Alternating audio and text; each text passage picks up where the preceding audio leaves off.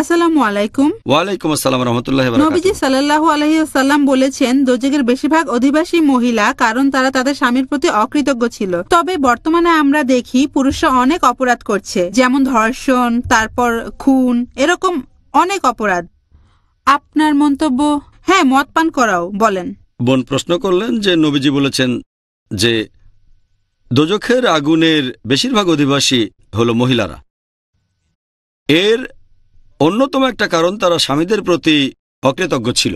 তারপর আমরা এখন দেখি পুরুষরা খুন করছে, ধর্ষণ করছে, মদপান করছে। তাহলে এদের কি হবে?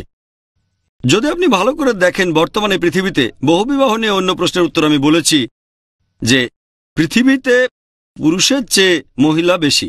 যদি আপনি এভাবে ধরে নেন সাধারণ একটা অঙ্কের সমীকরণের মতো যে একই পার্সেন্টেজের পুরুষ এবং মহিলা দোজখের অধিবাসী হবে, আর একই পার্সেন্টেজের পুরুষ এবং মহিলা তারা বেহেশতের অধিবাসী হবে, এবং একই পার্সেন্টেজ দোজখে।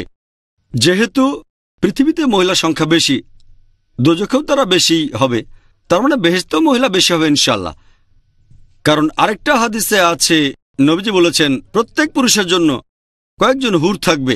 এভাবেও যদি হিসেব করেন তাহলে বেহেশতেও মহিলার সংখ্যা বেশি হবে।